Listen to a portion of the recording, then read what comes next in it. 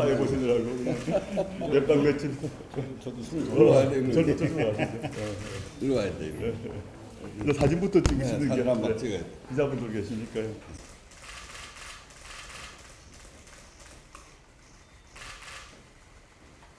저는 빠지고 두 번만 찍으시고.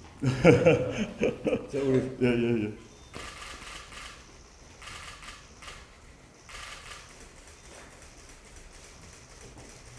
됐죠? 네. 네. 필리버스터 때문에 살 빠지신 거 아닌지 모르겠습니다. 계속 밤새시고. 그러게 이게 잠을 길게 못 잤나지 뭐. 그래도 체력이 좋으시니까 제가 또 드시네요. 정신력으로 버티시구나. 계속 뭐 몇박 며칠 계속 이어지기 때문에 하루라는 몰라도 말입니다. 역대 필보가 이렇게 지속된 건 처음이죠? 그렇지 않습니까? 옛날에 우리 저 때가 더 길었던 것 같은데 옛날 저 테러 테러방지법 할 때. 아 그때가 또 있군요. 테러방지 했던. 아유 이거 이거 제가 하겠습니다. 네. 여기 대변인도 하시고 우리 원내대표님. 너무 좋군요.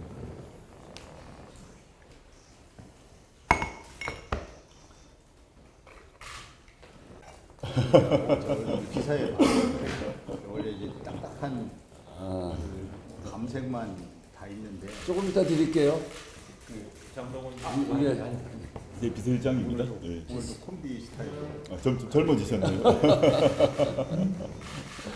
하여튼 정말 반갑습니다. 당 대표 다시 되신 거 축하드리고 우리 저 조국 대표님 하고는 뭐 여러 가지 인연이 있어서 저는 민주당의 혁신위 할 때 김상곤 위원장 모시고 혁신위 할 때 같이 활동을 하면서 그때 선출직공직자평가위원회 이런 걸 만들었죠. 네. 굉장히 큰 변화가 있었는데 그때 그 여름을 정말 머리를 맞대고 함께 지혜를 나누고 만들었던 그런 큰 기억이 있고 또 문재인 정부 들어서선 제가 원내대표 할 때 민정수석 하셨죠? 예, 맞습니다. 그래서 처음 시작할 때 같이 뭐 이러저런 상의를 많이 했었는데 그렇게 하다가 이제 이렇게 제가 국회의장 되고 또 당대표로 이렇게 함께 일할 수 있게 돼서 정말 반갑습니다. 우리 이제 조국 대표님 제가 정치하라고 여러 번 보냈는데 절대로 안 하신다고 하더니 조국 대표님의 정치하는 건 운명인가 봅니다. 글쎄 말입니다. 역시 이제 민생 당론 1호 모두를 위한 그 노동권리 보장법 그거를 봤는데 역시 이제 조국혁신당의 관심이 어디에 있는가 하는 거를 좀 분명하게 보여주는 그런 거잖아요. 그게 이제 제가 했던 을지로위원회가 아픈 곳이 그 몸의 중심이다 이런 생각으로 늘 활동해 왔는데 이렇게 그 노동권으로부터 소외돼 있는 그런 플랫폼 그리고 프리랜서 특고와 같은 이런 그 노동권 사각지대의 사람들을 잘 보호하자고 하는 그런 취지의 법안을 보고 저도 크게 공감하고 있고 이런 일들 같이 국회에서 잘 풀어나가면 좋겠다 이런 생각이고요. 특히나 이제 이런 일을 해나가는데 특히 노동권은 갈등이 굉장히 많이 벌어질 수 있는 사안이기 때문에 지금은 이런 갈등이 하나의 가치나 하나의 이해관계로만 되는 건 아니고 그래서 사회적 대화가 매우 중요한데 제가 그 당선되고서 저도 소감으로 이야기하면서 국회가 그래서 좀 나서서 이제 국회를 사회적 대화의 플랫폼으로 만들자 이렇게 제안도 드렸었고 그런 일을 저도 해나가려고 합니다. 그래서 최근에 한국노총, 경총, 중기중앙회 이런 데 찾아다니면서 얘기를 하고 있는데 국회가 실제로 그런 갈등을 풀어나갈 수 있는 기능이 될 수 있도록 우리 조국 대표님 또 조국혁신당하고 함께 국회를 잘 만들어가는데 함께 해볼 수 있겠다 이런 생각도 있고요. 지난번에 제가 저 관훈 토론회 때 개헌 이야기 했었는데 그거에 대해서 적극적으로 이렇게 또 말씀해 주시고 그 전에도 이미 개헌에 대한 입장도 얘기하시고 7공화국 이야기도 하셔서 그 방향에 대해서도 함께 방향을 같이 하는 것 같습니다. 특히 개헌에 담아야 될 7가지 내용에 대해서도 저도 아주 주의 깊게 보고 그 공감하는 부분이 굉장히 넓습니다. 아니 이제 그 지난번 재헌절 경축사를 하고 개헌을 하려면 지금까지 보면 매번 하다가 안 되고 그랬는데 결국 국회와 행정부가 함께 특히 대통령이 함께 해 나가야 이 일을 성과를 낼 수 있는데 그런 점에서 입법 수장으로서 개헌을 중심으로 해서 윤석열 대통령을 만나자 이렇게 제안을 했는데 그냥 국회에서 알아서 하라. 그래서 저는 입법부 수장의 그 무거운 제안을 대통령이 일거에 고민하지 않고 그렇게 한 건 매우 적절치 못하다 이렇게 생각하고요. 저는 어쨌든 국회에서 개헌 특위도 만들고 그래서 37년이나 된 우리 헌법이 사회 이 국회 헌법 뭐 법안 이런 게 사회 변화에 맞춰서 길을 만들어가는 역할을 하는 건데 길을 만든 지 37년이 돼서 엄청나게 변했는데 그런 내용들을 제대로 담지 못하는 개헌이 됐기 때문에 우리 사회가 이렇게 어려움이 있어서 이 일을 추진해 가는 데 있어서도 조국 대표님 그리고 조국 혁신당하고 함께 잘 힘을 모아서 가야 된다 이런 생각들을 갖고 있습니다. 하여튼 저 당대표 다시 되신 거 축하드리고 이렇게 찾아주셔서 감사합니다. 너무 감사드리고요. 제가 이제 당대표 다시 되었다고 합니다만은 창당 때는 워낙 급해서 추대가 되었고 이제 어떻게 보면 이제 선출된 것으로는 처음입니다. 그래서 연임 2기란 말도 약간 어색한 그런 상태이고 창당과 선거를 좀 주도한 만큼 제가 책임지고 앞으로도 당을 이끌어야겠다 이런 의지를 갖고 있고 당원들께서도 그런 마음을 가지고 저에게 한 번 더 기회를 주신 것 같고요. 지금 의장님께서 말씀하셨습니다만은 의장님하고 저하고는 연이 아주 길다. 그리고 제가 2014년에 당시 문재인 당대표셨는데 그 시절에 혁신위원 같이 하시면서 아까 말씀 선출직 공직자 평가 문제, 안심번호 도입 문제, 여러 가지 안을 만들었는데 민생연석 그렇죠. 민생연석회의도 만들고 또 전국 돌면서 회의도 같이 하고 그래서 지금 민주당의 당원의 골간이 그때 만들어졌지 않습니까? 사실은 지금 그 뒤로 몇 번의 개정이 있었지만 기본 뼈대는 그때 만들었고 근데 지금 저는 이제 민주당이 아닌 조국혁신당의 당대표로서 와 있고 또 의장님은 의장님으로서도 이 전체 국회 전체 입법부의 수장으로 되시고 또 뵙게 돼서 너무 영광이고 의장님께서 조금 전에 말씀하셨습니다만 혁신위원 되기 전부터 그 후까지 저보고 출마하라고 정말 권하시고 하셨는데 제가 이게 끝까지 거절을 하다가 2019년 이후에 운명의 여신이 어떻게 됐는지 저를 이끌고 온 것 같고요. 말씀하신 것 중에서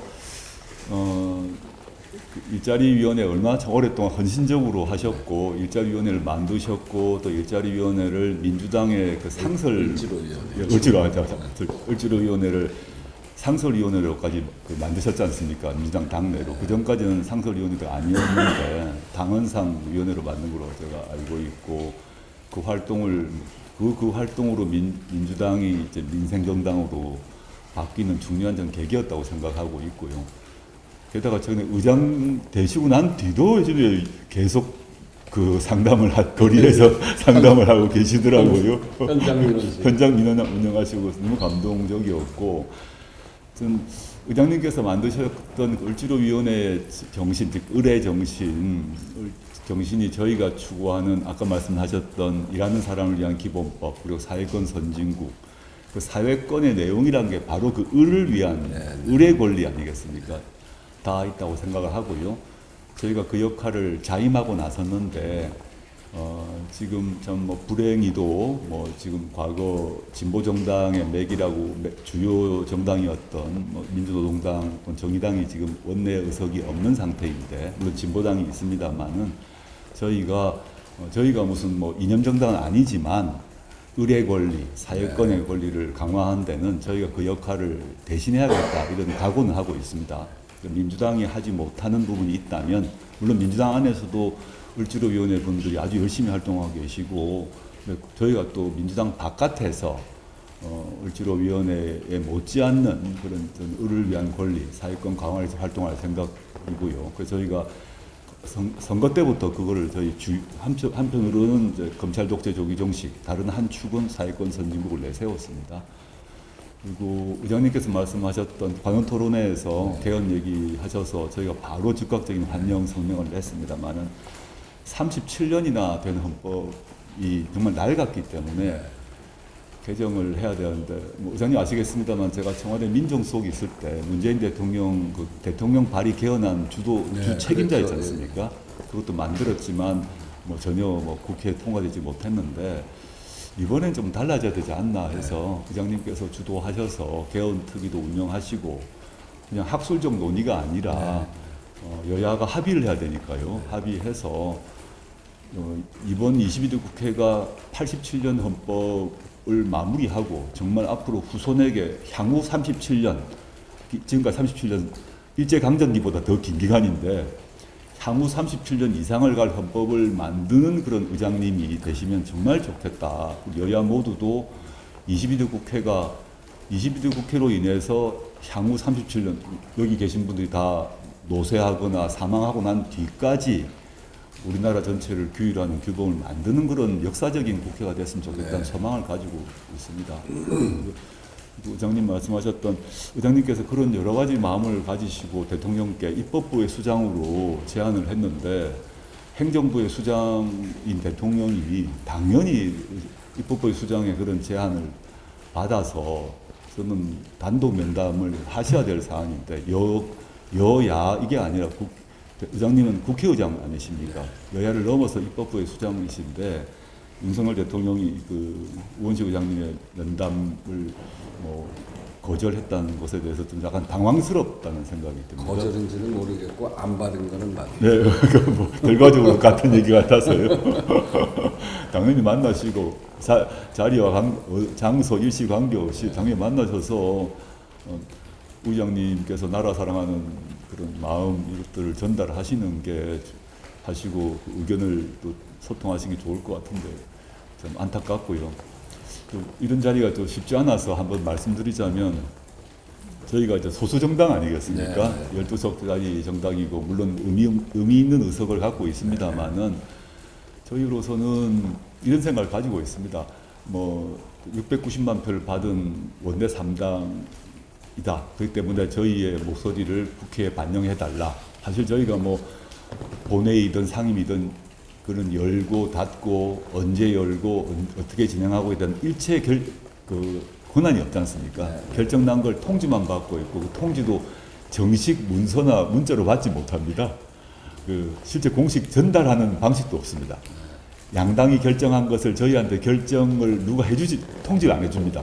저희가 오히려 원내에서 민주당 원내에 물어봐야 아는 이런 사정인데, 이거는 좀 당장 그러면 기술적으로 참 이건 좀 곤란하지 않나 하는 생각을 하고, 저는 조국혁신당만의 어떤 이익이 아니라 우리 국회가 발전을 하려면 그 3당 또는 4당, 5당의 발언권이 높아져야 실제 국회 운영이 원활히 될 수 있고 서로 조정과 절충이 가능하지 않나 생각을 하고 있습니다. 그래서 저희가 12석이지만 국회 운영에 있어서는 0석이거든요. 사실 뭐 너무 잘 아실 것 같은데, 원내 의석만 12석이지 실제 운영에 있어서는 0석인 상태를 해소되는 방안이 필요하다는 생각을 강하게 갖고 있습니다. 물론 이건 법을 고쳐야 되는 문제인데, 의장님께서 이 문제에 대해서 좀 관심을 가져주시면 좋겠다는 말씀 이번 자리에 꼭 드리고 싶습니다. 그 문제 관련해서 이제 제가 문재인 정부 첫 해 원내대표 할 때, 그때가 교섭단체가 4개였다가 나중에 조정돼서 3개가 됐었는데, 3개가 되고 나서 그 다음에 정의평화연대가 또 공동교섭단체를 만들어서 4개가 다시 됐죠. 그때 굉장히 어려운 협상 절차를 거쳤는데, 제가 이제 여당 원내대표고 아무래도 당이 여러 개가 되다 보니까 두 당이면 확 대립하면 그걸로 끝나는데 세 개, 네 개가 되니까 그 중간에 있는 당들이 약간의 절충점도 만들기도 하고 예, 예.